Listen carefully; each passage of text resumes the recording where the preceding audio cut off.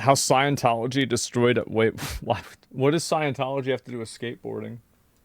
Braille Skateboarding paid his employees roughly $20 per hour. That's pretty good. We're basically minimum wage employees. But donated over $1 million to the Church of Scientology. Wow. He'd gone to spend so much time with the strange organization that Braille was neglected until it died completely in what is quite possibly YouTube's strangest ever downfall. So he got it. Oh no. The channel's owned by Aaron Cairo, a pro skateboarder from San Francisco. Okay. My name's Aaron Cairo, and I run this channel, Braille Skateboarding. He started Braille Skateboarding just 12 days after YouTube's launch, uploading the clips that he'd used to gain his sponsors. Okay. But when a simple video titled How to Push on a Skateboard gained more views than every other upload, Aaron Cairo saw an opportunity. He'd upload How to Ollie, then How to Nose Manual. Smart. This led to How to Yeah, this is a really good idea. Shove, and most notably How to Kickflip, each gaining massive view counts for the early days of YouTube. Bro, that was where I got skill capped with skateboarding. I could do all the other stuff, I could not kickflip. Yep.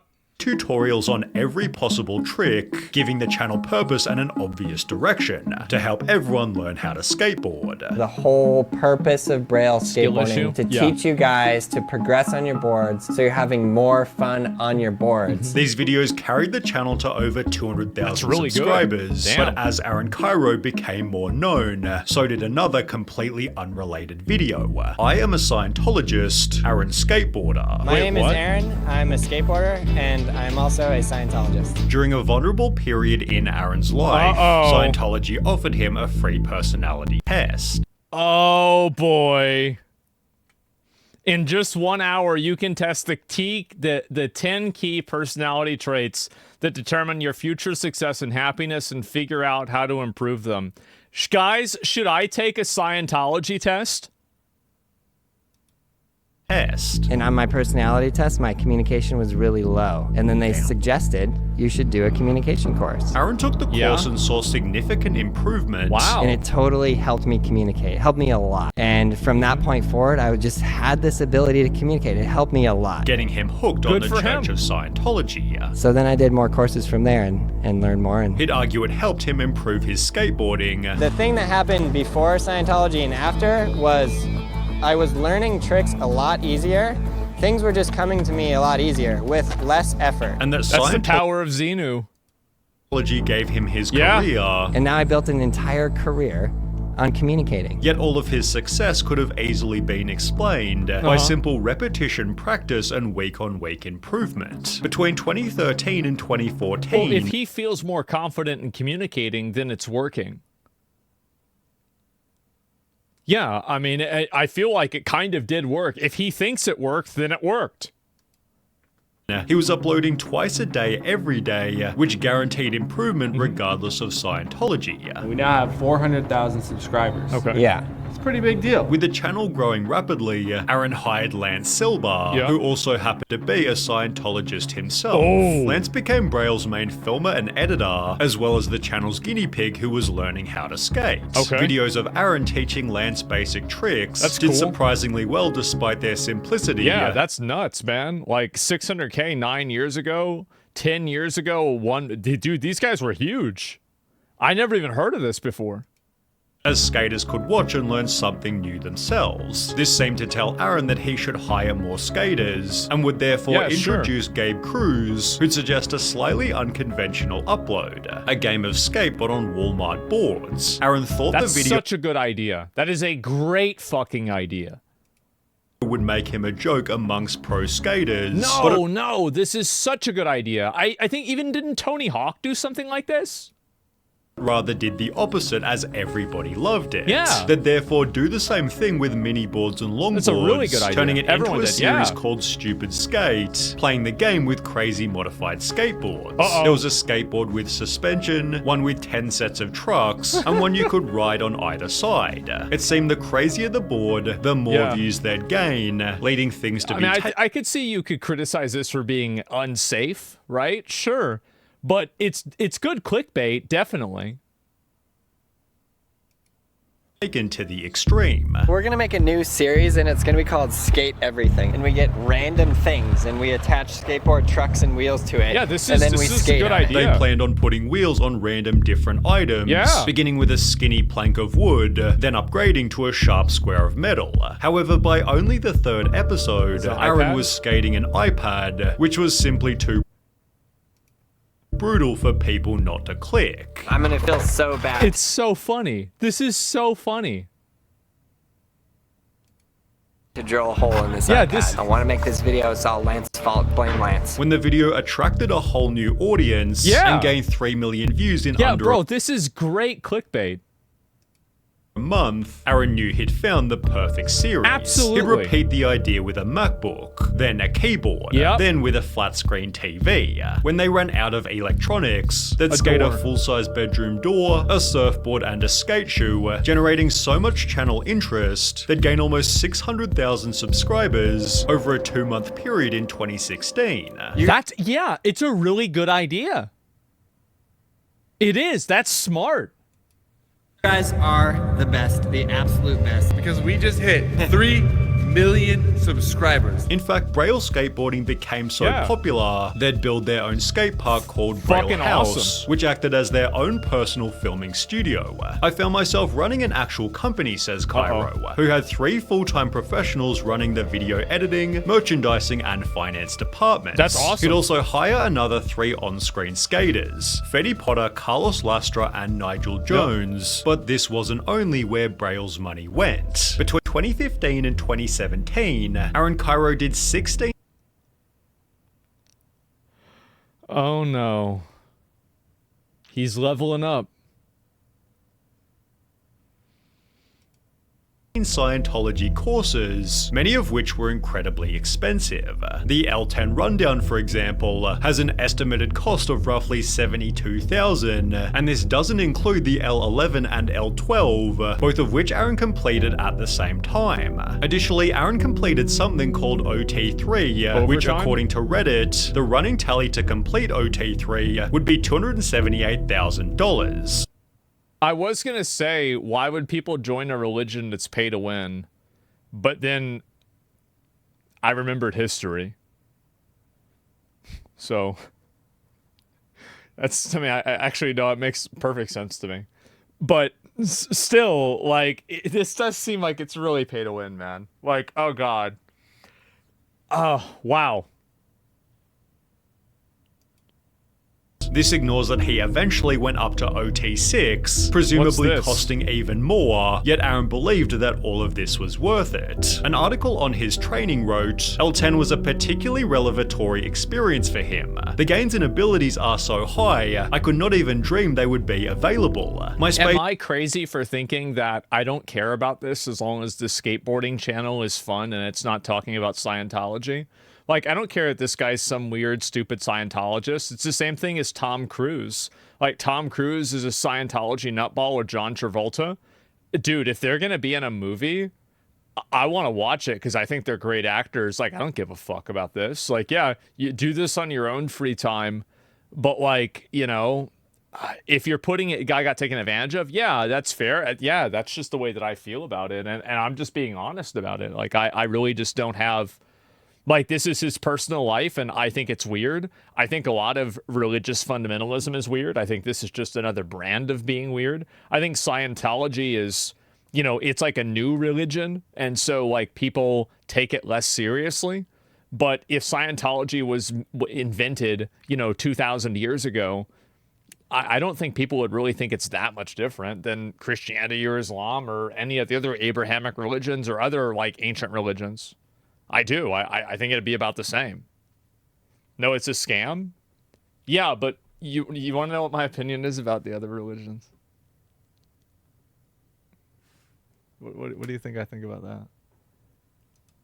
This is so big and so clean, and my flows are wide open. I got rid of masses that had been in my space for trillions of years. I truly uncovered my basic goodness and rightness as a being. He's still having daily cognitions directly related SunnyV2 L10, and his online traction has seen a noticeable uptick, which to be fair was certainly true. The channel was gaining so many views, and all of the members were having so much fun, that the massive amounts being spent on Scientology simply weren't a major concern. They continued to ride different exotic skateboards and allow the audience to send in their own, resulting in some of the channel's highest viewed videos. That's so the good. Lego skateboard gained bro, this is these video ideas are fucking amazing.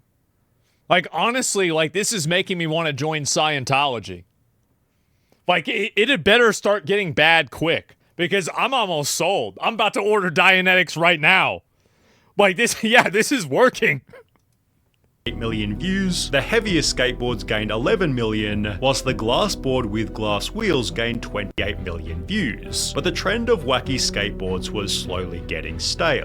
Viewers knew what to expect in every single upload, and after over 200 episodes, each variation was becoming less interesting. To make matters worse, at around the same time, Lance announced that he'd be leaving, which added to the channel's slow viewership decline. In Dumb Data's video about Braille, it's shown that from 2016 to 2019, Braille's views fell by almost 60%. Total views per year. That's a lot. I mean, 465 million views is fucking insane. At which point things began to get weird. At this point, Aaron's involvement in Scientology wasn't super mainstream until an article was published titled "The Donors Keeping Scientology Afloat in 2019," with Aaron Cairo being pictured at the top. The lesser It explained whales? that he'd earned what's called gold meritorious, given to people who donated more than $1 million to Scientology. On a podcast, Aaron tried to play this down. Don't you need to give the church a certain amount of money each year to be a part, or No. You don't have to give them any money? No. Courses cost a fee. So the communication course that I did was $100. And the books are like range from $25 to like $30. But his extensive involvement was documented everywhere. He'd appear in yet another Scientology promo video, for which he was heavily roasted in the comments beneath. But negative audience feedback didn't change his feelings. Somebody says something bad about that, so I'm just gonna stop. Like, no way. And to be honest, again, at this point, his involvement in Scientology wasn't really hurting anyone. However, this was about to change. I mean, it's silly, but like, I don't think it's really a big deal so far. Yeah, it's not weird. It's really not that weird yet. In January 2020, Braille uploaded a video titled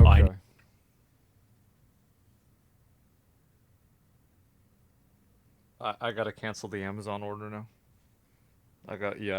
We about to send Dianetics back, Need help, requesting that viewers donate to him to save his hometown skate park. Anything that you guys can give would be incredible. We're trying to raise $200,000. Anything that you can give would be I see where this is going. so amazing. This led to videos such as Aaron Cairo gives Scientology $750,000, but begs fans for donations, whilst people on Reddit wrote, maybe just funnel the massive donations made to Scientology rather than using your viewer base of children to recreate your park. I think that people generally have a dislike when you have content creators that make a call to action for people to make money or to donate money. And the only exceptions are when something is a charity. So, for example, or a legal fund for something that's viewed as bad, like, you know, the H3H3 lawsuit, or like, I think Chibi Reviews did that as well. But for the most part, quote charity, I mean, there are some good charities like St. Jude's, things like that. I support that, absolutely. And so, but like, if you're just donating money for like some random cause that's not a charity, then I think you're going to have a lot of people that are feeling this way. Scientology is massively worse than other religions. I don't know enough about it. Like, I'm mainly joking around. Like, I've heard that Scientology is very corrosive. I've watched a few videos about it and about how, like, some of the people that are running it are weird guys. But I'm just saying that, like, I don't know everything about it. It's very bad. I have no idea. It's a cult. I mean, there's a lot. I don't know. Like, I think there's a lot of cults. But either way, this whole thing is... I think that's what really rubs people the wrong way, is you have a person who's making, you know, theoretically millions of dollars doing this, and this happens.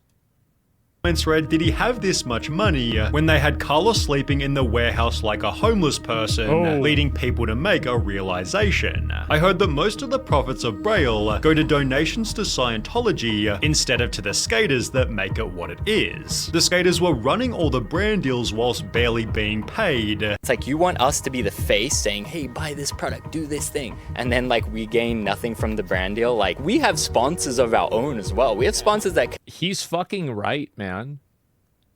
This is absolutely true. Yeah. conflict with this brand deal that you're going to try to make us go and do on our own. And we are getting nothing but our normal low wage. And even built ramps for the channel without compensation. They asked me to build it, and I built it the day of. From scratch. And they didn't even drop a penny. Imagine working for someone, carrying the channel for $20 an hour. Then you hear that your boss donated $1 million to Scientology. In the process... Yeah, of course this is going to piss people off. That's it. Like, yeah, 100% they're going to get mad about this shit. Absolutely. Fetty and Carlos, two of Braille's most beloved members, left the team under sketchy circumstances. Nigel also announced that he'd be leaving, but would still be in the videos, just not as an employee. He'd later explain the shocking reason for this. I left because I was making more off of unemployment than I was filming full-time. With pay rise. Based. Fucking base. Yep, smart. As being few and far between. How many raises did you get? In 10 years, one. But in case conditions couldn't get any worse for the skaters, yeah, it makes them look really bad because like skating in general is kind of like a it's like kind of a underclass activity. It's kind of like a you know, I'm trying to think of the word for it. It's like not a high level activity. Underground, that's the word I was thinking. Yes, underground counterculture type thing. Like skating is coded that way. And because of that, a lot of the people that follow skating stuff, they're going to have a huge problem with, you know, these guys that they know are making the money, not getting paid a lot of money, and then all of this money going to the Scientology church. Of course they're going to get mad about this. Yeah, LMFAO's Asmongold calling skaters poor. Yeah. Yeah, most skaters are teenagers to like college guys, right? I mean, yeah, there's guys that skate, but I think that a lot of them are young guys. It's mainly young guys. And you know what, young guys, if you're 17, do you know what you probably don't have? Money. You probably don't have money. And so when they see that these guys are working and they're not getting in a minute, like when I was into skating, I was 15, okay? Like that was the pinnacle of like 14 to 16 is whenever like we were really into skating, everything like that, right? I didn't have any fucking money, okay? So if I saw this, I would be like, bro, this guy's a bitch, bro. Like he should be paying these guys the money because they're the ones that are making the videos. Absolutely. 100% that's what I would think. Somehow still did, as in 2021, Aaron came to the team with another wild announcement. He goes, in 1 week from now, I'm going to business school for 5 months and I'll be back. And then we're like, whoa, like what? Business As a school. result, Gabe became responsible for running Braille completely, as Aaron disappeared to focus on business school. 2 months passed. No one has talked to Aaron at all. It's like, it's not like he's on the phone going, hey guys, how's it going? Oh, the videos have been good. Like, guys, oh, you're doing really good. Nothing. It was just silence, like legit, like silence. This disappearance lasted longer than expected. The 5 months, it ends up being like, I want to say like 8 or 9 months. Then he goes away again. He's like, oh, I gotta go back. I didn't finish. It was not long, and then he was gone for again, like I want to say like 4 or 5 months, maybe even more. Then he come back for like 1 week or something. Then he was gone again, and I want to say the total time was about like 2 years, I think. After 2 whole years of barely being on the channel, Aaron returned with a video titled I'm Sorry, initially acknowledging his disappearance. I've been absent from the videos. I know you guys know that. I'm back. We're getting back on track. Before again claiming to be learning about business. I did take some time for myself, and I did learn as much as I could about business. However, conveniently upon his return, another video was gaining some traction. Aaron everybody knew this was coming. Everybody knew this is what was going to happen, right? We all knew this was what was going to happen, and you're just waiting for it to obviously be the thing. There we go. Cairo is the new leader of Scientology in San Francisco. Aaron had joined Scientology's executive team, as the time he'd supposedly spent in business school was actually him just completing more Scientology coursework. This, in combination with his absence, put immense pressure on everyone else at Braille. And I'm sorry for being gone for so long. I know it's really hard on my team here. So much Easiest so that gifts of my life? Yes. So easy. They all began to quit. He emerged as the leader of Scientology SF. In that time, this guy started quitting. Mowgli, Uzi, JD. And then when Gabe was the final straw. As mentioned, this included Gabe, who at this point was completely running everything. For the past 7 years, I've been doing all the behind-the-scenes stuff for the main Braille YouTube channel. Comments read, well, there goes the guy that's been carrying this channel for years. Honestly, Gabe was running the channel. Gabe was doing, like, literally 99.9% of the channel. Forcing Aaron to take back over, who by this point seemed to be completely clueless. Now we no longer have Gabe to plan, film, and make all those videos. The content is... I think that if you take Scientology out of the equation here, there would have been a similar drop-off. Because if this guy was gone collectively for 2 years from the channel, and then he comes back, the entire audience gets changed. Like, and people might not really understand this, but like, there are always going to be like your longtime viewers, but people really underestimate the amount of viewer churn that you have, especially when you're making content that is for a very, like, again, like skateboarding videos are popular for, I think, young boys between the ages of 12 and 30, right? Like, that's a very, very narrow audience of people.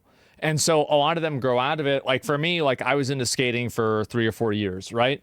So inside of that 3 or 4 years, I'm already out of it at that point. So you lose your audience. And if you're gone for that long, you're going to come back. They're going to say, who the fuck is this guy, right? Look at Smosh. Yeah. No, this is, and I think that this would have happened regardless of Scientology. I think that Scientology was the cause, but if he had taken a break for any other reason, I think that a similar thing would have had the same effect. Does that make sense? Definitely going to be changing. And what you're gonna get, I actually have no idea. But it's gonna go back to the roots of this company, teaching tutorials. Yes, we are gonna make weird boards, weird videos. This was far from an innovative strategy, with the lack of fresh skilled content being obvious to all. You look at the videos now, you look at the thumbnails now, you look at the ideas now. Terrible, right? On Braille's channel. Much worse than when we and Gabe were doing it. And that truly shows how much work we were doing. This dropped the channel's views to just a couple mil per month, forcing Aaron to destroy their skate park. I was trying to negotiate with the landlords to get a break on the rent. This is a huge overhead, it's tons of money to have a warehouse, and we just could not come to an agreement. And then I got a letter from their lawyer that basically just said, you have got to be out by July 5th. Unsurprisingly, the audience offered no sympathy. Damn. That $750,000 you spent to go up in a spaceship to heaven.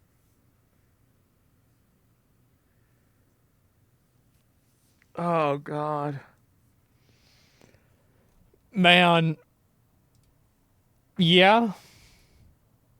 Could have been spent better, but in true Braille fashion, it was even worse than this. Ricky Glazer, one of the last remaining members, wasn't even told that the skate park was being destroyed. I knew Braille was struggling, but man, I didn't know the park was literally getting destroyed right now. No one told Rick anything. And it's like, man, I really would have loved to know that, get one last search. Like, I poured all this blood, sweat, and tears literally into that place. He was saddened by the sight of everything being discarded, which somehow offended Aaron to such an extent that Ricky was promptly fired. Braille Skateboarding and Aaron Cairo both blocked me, Ricky Glazer, on Instagram. Nigel decided to leave himself. I will no longer be at Braille doing videos. Won't be doing lessons with them anymore, obviously, because there is no location. Pissed off by Braille's blatant lack of care. No goodbye session, no nothing. 10 years of your life.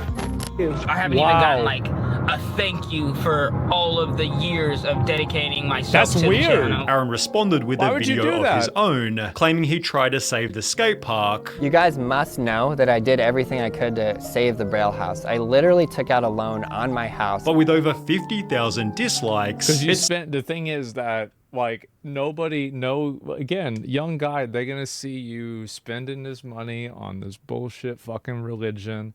Yeah, what is this? Like, what is this shit? Dude can do two things: donate to Scientology and be a snake. Yeah, I guess so. Like, it really, like, it's a bit much. Yeah, it's much. Like, what is this? Seems he missed the point completely. Yeah. Aaron, no one is worried about the warehouse. They're worried about the crew you ghosted. Yeah, treating them bad doesn't, like, there's no justification for that. Yeah, like, there's no reason that's okay. Womp womp, you screwed the crew and that's who we cared about. He is legit more upset about what he did to the building than what he did to all of the people that made it what it was. That's a good point. Without a skate park or skate crew, the state of Braille is worse than ever. Aaron recently uploaded a video titled Thank You, just reading positive comments from 2 months ago with 19K views. Man. That sucks. That sucks, man. Damn. 1 year prior, seemingly to convince himself to keep uploading videos. I continue going because of comments like this. I absolutely love this. Braille's viewership has fallen to roughly 3,000 views a video.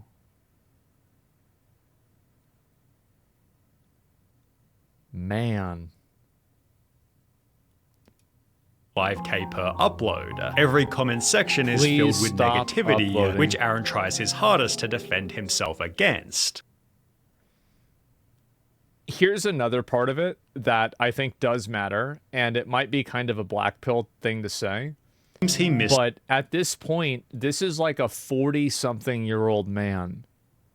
And whenever you first started skating and you were getting into this stuff, you were basically the same demographic of the audience that you're trying to relate to. It's much easier for a young guy to relate to this guy than to relate to this guy. It is. Yeah, he's an old man now. And so and skateboarding is a young man's sport. That's really it. And it's got a young men audience, and and it's not even men, it's boys too. Like, they're not going to want to listen to somebody that's the same age as their dad unless it's somebody like Tony fucking Hawk, right? And that's a totally different thing. It's a whippersnapper sport. It is. So I think this isn't really just because of Scientology. And I know this might sound crazy, but this is my evaluation as somebody who does YouTube, etc. I think this would have happened if Scientology wasn't even in the picture at all. I think the fact is that, you know, the way he treated his employees was rat behavior. The fact that he basically aged out of it in a way that he's not relatable to his original audience anymore. He already played out all the ideas that he had. And then on top of that, you take a break from your channel for 2 years. You let other people develop it. You come back, and a lot of these people don't even know who you are. That's it. Asmon in 5 years? Well, the thing is that, like, I've changed my content a lot. I have. And because I know about this, right? And not this, though. 3K views is bad. Yeah, it's real bad. Absolutely. Skateboarding is kind of dying as well. Well, I don't know about that. I don't know if skateboarding is dying or not. So, dude tried to copy Rob Deerdeck. Well, yeah, but like that guy was a pro skater. Like when I was into skating, I'm pretty sure he was a pro skater, wasn't he?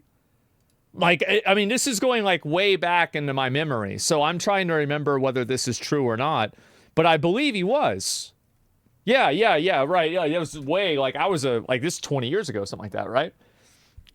And so all those Xenu books couldn't fix shit. Well, I mean, it helped him at the beginning, and then, and this is the way I think a lot of groups like this get you, is that I bet, and I don't crucify me for saying this, but I bet some of those entry-level Scientology courses probably do have a lot of good advice in them. I bet they do. And I think that there's a lot of things like that that probably have very, very entry-level, reasonable, good advice. But the problem is that when you have a lot of these like types of like extreme ideologies, there's a point where you cross over the threshold where you now accept their reality over your own. That's how they get you. Yeah, exactly. Like, yeah, if the advice was bad, you'd never see these people that get, captured by this stuff. Buy some and do them on stream. They'd probably fucking DMCA me or something like that, I bet. So, I don't know, man. Look at Twitter Explorer, crazy news. Yeah, I'll see if there's anything that happened, but it seems like no, there's nothing else really that happened at all. But anyway, Scientology started this as a self-help program. Yeah, I think that's the case. Yeah. And at first Scientology seems like expensive college with some connections, but the further in you go, it reeks of some scam. I mean, I don't know enough about, like, I've watched a few documentaries about Scientology, and I mean, obviously, like, all of them are, like, super negative, definitely. But, like, my point is that when I'm looking at something like this, I think about it from the perspective of, like, 5 different directions, right? Not just one thing, but, like, 3 or 4 different things that come together. And I think that aging out of the sport is a real legitimate thing that happens. And I think it happens with gaming as well. I think it happens with streaming as well. Like, for me, I'm kind of lucky because I basically, I'm 34. I pretty much look the exact same as I do when I was 20, right? But a lot of other people and, like, friends of mine, they have, like, all gray hair now, and they're old, and, you haven't aged out of it. No, I haven't really. And at least not, no, I don't think so, right? I mean, my hair, that's the one thing, right, is my hair has... it's not perfect, okay? You look 50? I do not look 50, okay? And if I look 50 now, I looked 50 then. So that's it. Scientology seems to be a blackmailing scheme for the rich and famous. I don't know, really. I don't know. Like, I have no idea. Regardless of the religion, you can take a spiritual journey at the literal expense of your coworkers and friends. Yeah. And I think that's basically what happened, is that this guy left his channel, he aged out of the sport, he lost his relevance, and then he betrayed the people that helped him build his career. And you do all 3 of those things, and people aren't going to like you. You don't need to be a fucking a Scientologist to come to that conclusion, right? That's it. You can't age out of content creation, right? Plenty of old guys are still doing their thing. So can you age out of content creation?